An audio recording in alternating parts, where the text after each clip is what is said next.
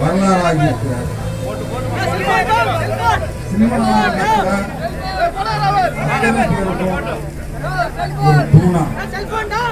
எல்லா உதவிகளையும் சென்று வருகிறார். குறிப்பாக தென்னிந்திய திரைப்பட உறுப்பினர்கள் அத்தனை பேருக்கும் தங்கள் அத்தனை ஒரு பாசங்களை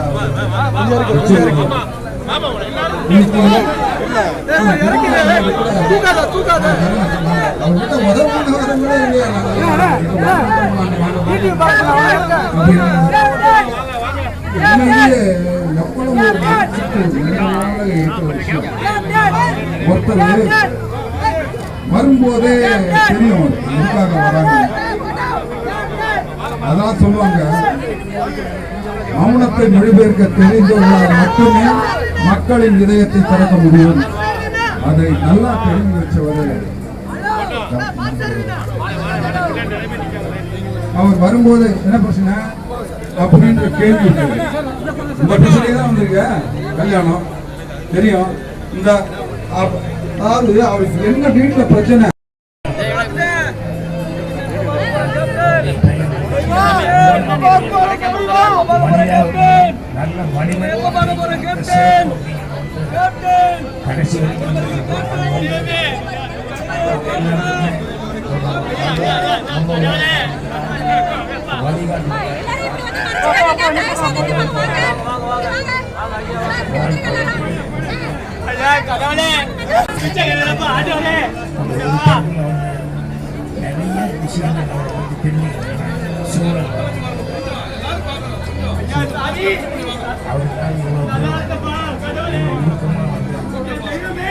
அவர் ஆத்மசாந்தி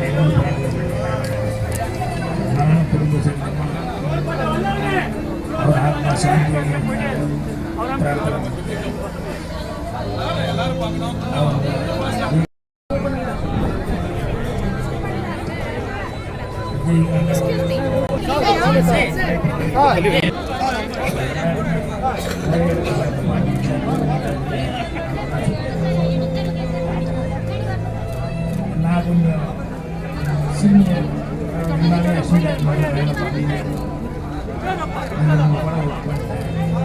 வயசு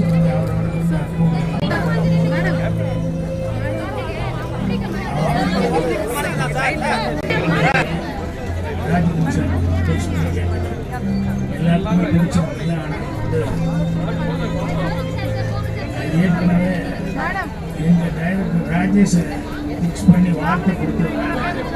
தெய்வம் தான் நம்முடைய கேப்டன் என்பதை யாரும் மறுக்கிறார். நடிகர்கள் அவரை போல பல ஆயிரம் பேர் தோன்றார், அவரை போல நடிக்கலாம். ஆனால் அவரை போல இது ஒரு சிறந்த மனிதன் பிறப்பது என்பது அரிதும் ஆக பெரிய பண்பாடு. ஏழை பணக்காரன், உயர்ந்தவன் தாழ்ந்தவன், சிறியவன், இவன் புரொடக்ஷன் பாய் ஆயிடுச்சு, சோறு கொடுக்குறவன் ஆயிடுச்சு, இவன் டிராலி கல்றவன் ஆயிடுச்சு, இவன் டச்சப் பாய் ஆயிடுச்சு, இவன் லைட் மேன் ஆயிடுச்சு, எந்த பாகுபாடும் கிடையாது. எல்லாரும் அவருக்கு சமம் தான். அவர் என்ன உணவு உண்கிறாரோ அந்த உணவு அடுத்தவர் தட்டில் இருக்குதா என்று பார்க்கிற ஒரு பெருந்தகையாளர், பேரன்புக்காரர் நம்முடைய கேப்டன் அவர்கள் என்பதை எந்த மகனும் அவரை அறிந்தவர்.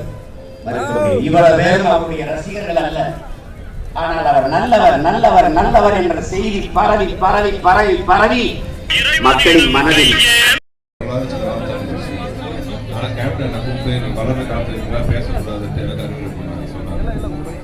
அந்த மாதிரி எந்த பிரச்சனையா இருந்தாலும் திரையுலகமாகட்டும் எங்கேயா இருந்தாலும் சரி முதலாவது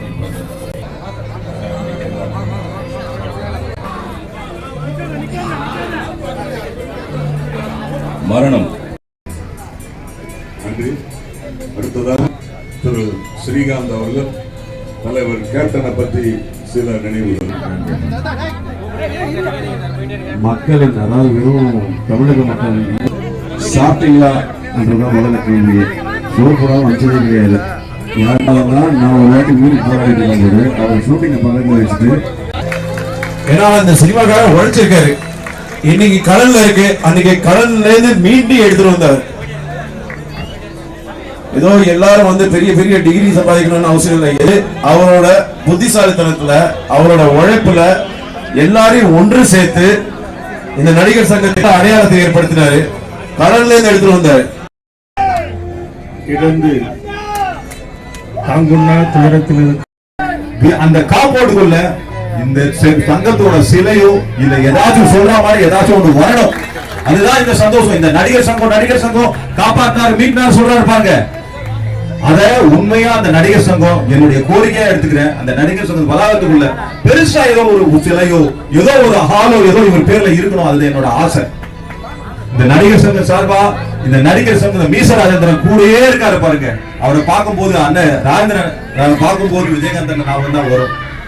அண்ணன் நீங்க நேத்துல இருந்து அழுதுட்டே இருக்கீங்க.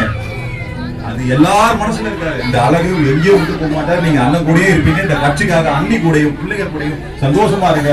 இந்த மக்கள் உங்க கூட இருக்காங்க பாருங்க. அழுகிறாங்க. எம்ஜிஆர் சார் இப்படி அழுதவங்க யாருமே கிடையாது. எல்லாம் அடிச்சுக்கிட்டு அழுகிறாங்க. இந்த சொக்க தங்கம் என்னைக்கும் நம்ம கூட தங்கமா எப்பயும் இருக்கும். இந்த ஆத்மா நல்ல ஆத்மா. எனக்கு நல்ல ஞாபகம் இருக்கு. பெசன்ட் நகர்ல சிவாஜி சார் இறக்கும் போது பக்கத்துல இருந்து ஒரு கூட்டத்தை எப்படி கண்ட்ரோல் பண்ணணும்னு எனக்கு சொல்லி கொடுத்தாரு. ஆனா இன்னைக்கு அவருடைய பாருங்க, அவரோட இதுல எவ்வளவு அழகா கண்ட்ரோல் பண்ணி கூட்டு போறாரு பாருங்க. அதுதான் அவர் அங்க இருந்து எல்லாரையும் பார்த்துட்டு இருக்காரு. இந்த சொந்த தங்கம் என்னைக்கும் எல்லாரும் மனசுலயும் இருக்கணும். நன்றி. வீட்டோட இருக்கிற பொழுது அவர் என்ன சாப்பிட்றாரோ அவருக்கு என்ன வருதோ நாங்கள் யோகா பண்றதுல இருந்து எக்ஸசைஸ் பண்றதுல இருந்து எனக்கு எல்லா விதமான பால் எனக்கு எல்லா சௌகரியம் பண்ணி எல்லாம் மறக்க முடியாதவரோட அவரோட நான் வாழ்ந்தவன். நான் எல்லா பக்கமும் போய் எல்லா இதையும் பார்த்துருக்கிறேன். நான் அவரோட பெருந்தன்மையும் மகா பெரிய குணம் கொஞ்சம் நெஞ்சம் இல்லை. குழந்தையா இருக்கிற போது அவங்களெல்லாம் எடுத்து வளர்த்துனவன் நான். அவங்களோட கொஞ்சி விளையாடினவன் நான். இன்னைக்கு எல்லாம் ஆளாயிருக்காங்க. அவர் எல்லாம் அரசியல் அவரை கொண்டு வந்து அமர்த்தி இருக்கணும் முதலமைச்சரா. ஆனா பண்ணல. ஆனா அப்பெல்லாம் யூடியூப்லயும் வாட்ஸ்அப்லயும் அவரை கிண்டலும் கேலியும் பண்ணாங்க. ஆனா நான் ஏத்துக்க மாட்டேன். இன்னைக்கு நாடு எங்கேயோ போயிருக்கு. அதையெல்லாம் கெடுத்தவங்க பத்திரிக்கைக்காரங்க சில பேர் கூடிய பேரை நான் சொல்ல விரும்பல. அவங்க எல்லாம் சேர்ந்து கோஷ்டியா அவரை அப்படியே அடிச்சாங்க. எனக்கு நல்லா தெரியும். மீண்டும் சொல்றேன், தேமுதிக வளரணும், இந்த நாட்டை ஆளணும், ஆசீர்வாதம் வேணும். கை பண்ணி சொல்றேன். எத்தனையோ சொல்லலாம், அத்தனை இருக்குது. இது மட்டும்தான் என்னால சொல்ல முடிஞ்சது. ஐயா நன்றி நன்றி.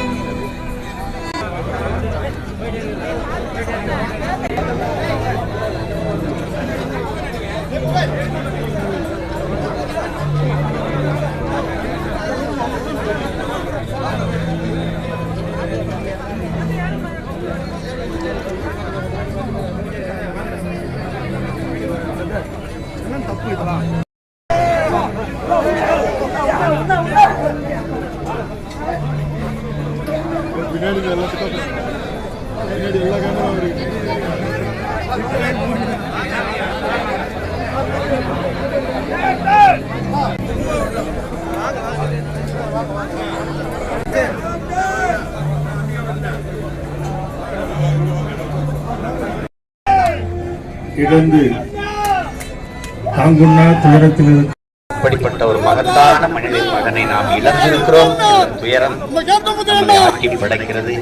அவரை இழந்து வாடுகிற தம்பிகள் விஜய் பிரபாகரன், சண்முக பாண்டியன், என்னுடைய அருமை சகோதரர் அவருடைய குடும்பத்தார், உறவினர்கள், நண்பர்கள் கொடாடி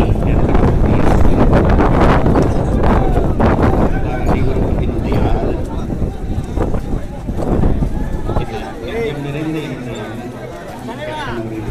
என்னுடைய புகழ்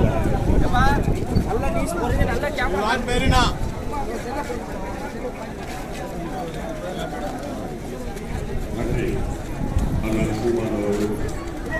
தேசிய முற்போக்கு கழகத்தினுடைய நிர்வாகிகள், மாநில நிர்வாகிகள், ஒன்றிய கழக பேரவைக் கழக நிர்வாகிகள்,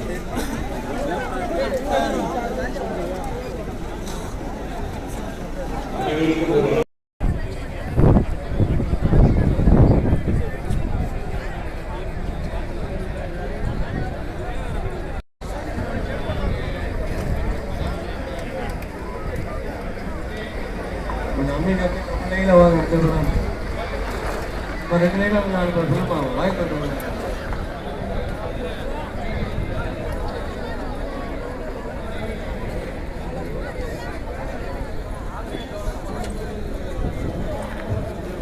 இல்லை பாதி நிற்காம வந்துகிட்டே இருக்கீங்க.